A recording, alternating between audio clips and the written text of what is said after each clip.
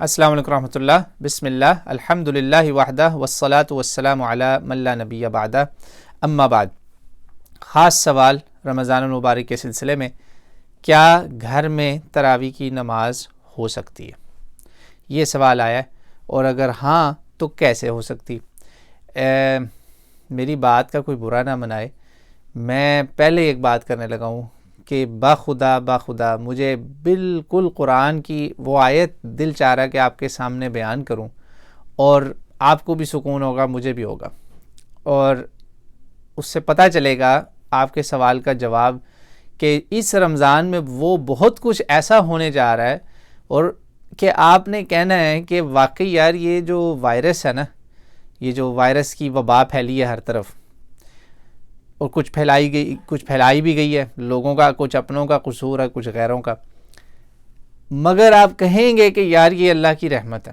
واقعی اللہ کی رحمت ہے. زمین پہ گناہ بھی کم اور نیکیاں بھی بڑھ جائیں گی، اور بڑھ گئی ہیں الحمدللہ.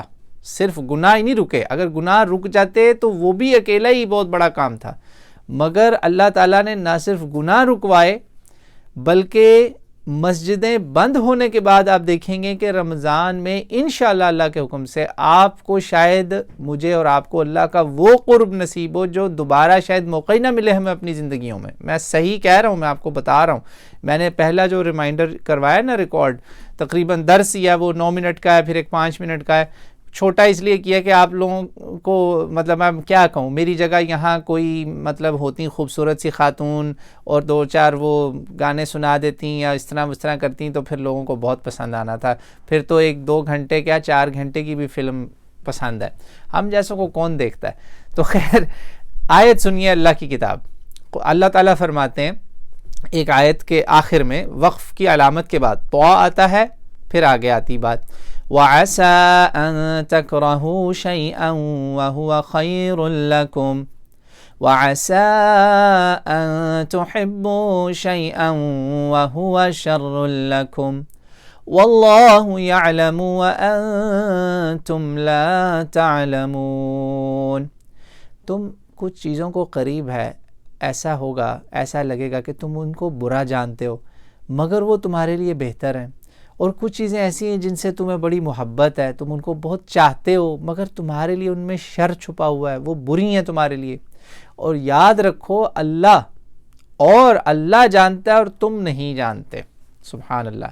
یہی ہوا ہے کووڈ-19 کی برکت سے کہ اس سال رمضان میں ویسے عبادت ہوگی جیسے اللہ کے نبی علیہ الصلوۃ والسلام نے اپنی زندگی کا معمول رکھا ہوا تھا. جی ہاں، آپ نے تراویح کا پوچھا نا، تو سن لیجئے، اس آیت مبارکہ کو یاد رکھیے گا کہ یہ دکھ کی بات تو بہت ہے، لوگوں کو بہت دکھ ہو رہا ہے کہ یار عبادت سے رہ جائیں گے. ایکچولی اگر آپ واقعی میں اللہ کا قرب چاہتے ہیں نا، تو نفلی جتنی بھی عبادت ہے نا، جتنی بھی نفلی عبادت، وہ کرنے کی مسجدوں میں نہیں ہے، وہ گھروں میں کرنے کی ہے، تنہائی میں کرنے کی ہے، تنہائی میں اللہ کے آگے آنسو بہانے کی ہے. اب آپ کہیں گے ارے یہ کیا کہہ رہا ہے؟ حرمین شریفین، القدس شریف، مصر، پاکستان، انڈیا، انٹرنیشنل جتنی بھی دنیا میں جگہیں ہیں، سب جگہ تراویحاں صدیوں سے ہو رہی ہیں، ہزاروں سال سے ہو رہی ہیں. یہ کیا بات کرنے لگا؟ دیکھیں رک جائیے، اس سے پہلے کہ مجھ پہ کوئی فتویٰ لگائے میں آپ کو بتاتا ہوں میں کیا بات کہہ رہا ہوں. آپ کو مشہور واقعہ شاید یاد نہ ہو اللہ کے نبی علیہ الصلوۃ والسلام کا، کہ آپ نے مسجد میں یہ پڑھائی نماز رمضان کی، ٹھیک ہے، پھر آپ نے جب یہ پڑھا دی نا، دوسرے دن بھی شاید پڑھائی، غالباً تیسرا دن تھا، دوسرا یا تیسرا دن، بات پکی ہے، بخاری مسلم، ہر مسلمان بچہ اس بات کو جانتا ہے. اکثر ہماری مسجدوں میں یہ پہلا حصہ بیان ہوتا ہے، اگلی بات نہیں بیان ہوتی، بڑی وہ ضروری ہے، جانتے بھی ہوں گے کچھ لوگ، کہ اللہ کے نبی علیہ الصلوۃ والسلام کا پوری رات انتظار ہوتا رہا. دوسری رات آپ نے کافی دیر سے کروائی، تیسری رات پوری رات آپ آئے ہی نہیں، اور صحابہ کرام منتظر، ہر نگاہ منتظر ہے، حجرہ مبارک کی طرف دیکھ رہے ہیں کہ کب آقا نمودار ہوں گے، آقا آئیں گے اور نماز پڑھائیں گے. کسی نے انتظار نہ کرنا چھوڑا، سب آنکھیں منتظر تھیں، مگر اللہ کے نبی علیہ الصلوۃ والسلام نے فرمایا میں اس لیے نہیں آیا کہ کہیں تم پر یہ فرض نہ ہو جائے، یہ عبادت جو ہے.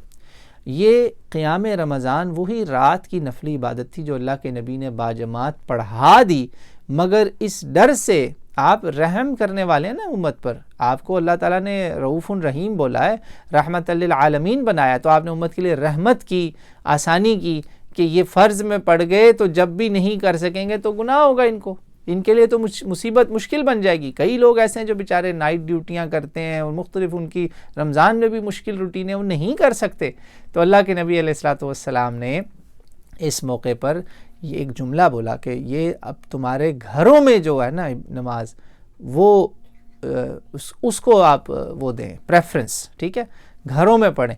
تو اب اللہ کے نبی علیہ الصلوۃ والسلام کے اس عمل مبارک کے بعد ہوا کیا؟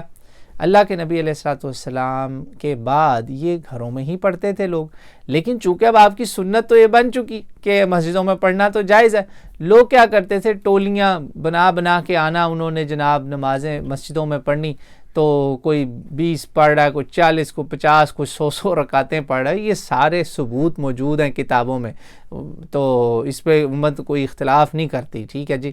تو حضرت عمر رضی اللہ عنہ کا دور حکومت تھا، بابرکت دور حکومت ہے، آپ نے دیکھا کہ یہ کیا ہو رہا ہے بھائی، ٹولیاں، ایک پارٹی ادھر، ایک ادھر، ایک ادھر، ایک ادھر، ہر طرف گروہ ہی گروہ بنے ہوئے۔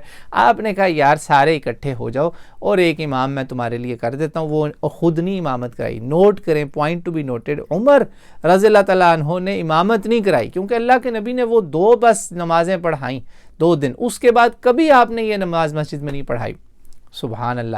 تو حضرت عمر رضی اللہ عنہ سب کو اکٹھا کر دیا ایک امام کے پیچھے، وہاں سے یہ روایت امت کی چل پڑی، الحمدللہ۔ امر مستحب ہے، سنت رسول صلی اللہ علیہ وسلم بھی ہے، با جماعت بھی ہو گئی، خلیفہ راشد نے اس کی انڈورسمنٹ بھی کر دی، سب ٹھیک ہے بھائی۔ مگر یاد رکھیں اللہ کے نبی کی یہ بات کہ اللہ کے نبی نے کہاں اس کو زیادہ پڑھا، اپنے گھر میں، ٹھیک ہے جی، اپنے حجرہ مبارک میں، اور یہی عمل خلفائے راشدین کا تھا۔ پھر اب آپ کو میں ایک حدیث دیتا جاتا ہوں تحفے کے طور پر۔ یہ ہمارے استاد محترم نے، علامہ سیوطی کی کتاب ہے جامع الصغیر و زیادتی، وہاں وہ ہزاروں حدیثوں کا مجموعہ ہے، اس کا ترجمہ بھی نہیں ہوا۔ آپ نے ایک بہت بڑا علمی خزانہ اکٹھا کیا کہ صرف نماز پہ جو حدیثیں تھیں نا، تقریباً 1000 حدیثوں کی کتاب اپنے ہاتھ سے لکھی، وہ مجھ گناہ گار کے پاس موجود ہے۔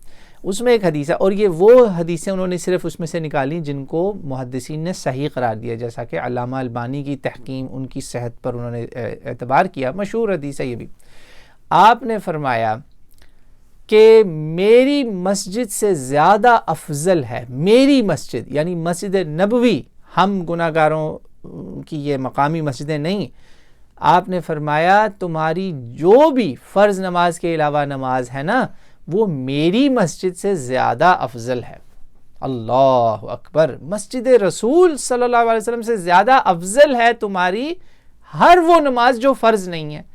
پتہ یہ چلا سنت ہے، نفل ہے، وتر ہے، مؤکدہ ہے، غیر مؤکدہ ہے، واجب ہے، جو بھی غیر فرض ہے، ان بشمول رمضان، وہ آپ کے گھروں میں رسول اللہ کی مسجد سے زیادہ افضل ہے۔ اللہ اکبر، منع نہیں ہے مسجد میں، مگر ثواب گھروں میں زیادہ ملے گا۔ تو آپ یہ پوچھیں گے کہ بھئی دنیا مسجدوں میں کیوں بھاگ کے جا رہی، اس کے پیچھے کیا وجہ؟ بھئی اس کے پیچھے وجہ یہ ہے، دنیا مسجدوں میں اس لیے بھاگ کر جاتی ہے کہ گھروں میں لوگوں سے یہ عبادت ایسے ہوتی نہیں ہے، وہ اللہ والے ہی ہوتے ہیں جو پوری رات اکیلے کھڑے رہیں۔ گھر میں کیا ہوتا ہے، یہ اوپر نیچے 1 2 3 نماز کی اور وہ گئے جی بستر میں بھاگ کے سو گئے، ظاہری بات ہے اس کا مزہ تو نہیں آئے گا۔ امام کے پیچھے پڑھنے کی صرف یہ فائدہ تھا، اور اس صورت میں ظاہری بات ہے زیادہ ثواب ملے گا۔ دیکھیں نا، اگر میں گھر میں 1 2 3 4 5 6 7 اور وہ گئی ساری نماز، تو اس کا مجھے کیا ملے گا؟ اس کا کچھ بھی نہیں ملنا، وہ تو شاید منہ پہ دے ماری جائے۔ مگر جب میں ایک امام کے پیچھے کھڑا ہوں، بے شک سمجھ نہ بھی آئے، کوشش کر رہا ہوں خشوع و خضوع قائم کرنے کی، تو ظاہری بات ہے زیادہ ثواب ملے گا۔ تو چانس تو ہے نا اپنے گھر میں، لیکن ثواب اگر آپ نے لینا ہے تو آپ اس کو صحیح طریقے سے پڑھ لیں انشاءاللہ۔ بے شک تھوڑی رکعتیں پڑھ لیں تو اللہ کے نبی کی خوشخبری مجھے آپ کو بھی نصیب ہو جائے گی۔ تو یہ رمضان اصل میں اصل سنت رسول زندہ کرنے کا رمضان ہے۔ ہم ہو گئے سہولت پسند کہ وہاں کمفرٹ ہے، قرآن آتا ہے نہیں آتا، ایک لفظ بھی کئیوں نے دین کا نہیں سیکھا, کئیوں کو نماز بھی نہیں پڑھنی آتی, ماشاءاللہ وہاں امام کے پیچھے مزے مزے سے پڑھ کے بھی آگے, چائے وائے بھی پی کے آگے. اب وہ ساری چھٹیاں ہو گئیں ختم. اب آپ نے انشاءاللہ اللہ کے حکم سے وہ کرنا ہے جو اللہ کے نبی علیہ الصلوۃ والسلام کی زندگی بھر کا معمول تھا, وہ گھر میں ہی تھی. تو جی ہاں, گھر میں آپ کا سوال تھا, آپ کر سکتے ہیں بالکل, جماعت بھی کرا سکتے ہیں بالکل, کوئی مسئلہ نہیں. اور نہیں کرنی چاہتے جماعت تو اکیلے بھی پڑھیں, اس میں بھی کوئی مسئلہ نہیں.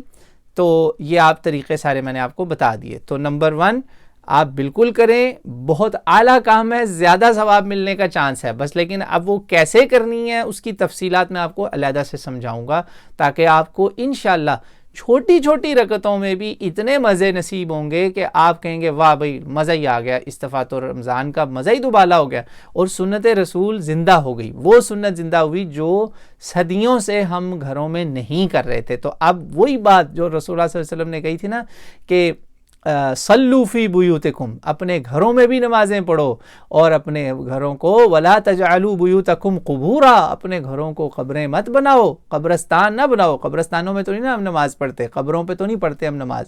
کہا گھروں کو آباد کرو نمازوں سے. تو بالکل قرآن کے اس حکم کی طرح جو میں نے پچھلا وہ آپ سن لیجئے گا وہ درس, اس میں نے یہ باتیں کی ہیں.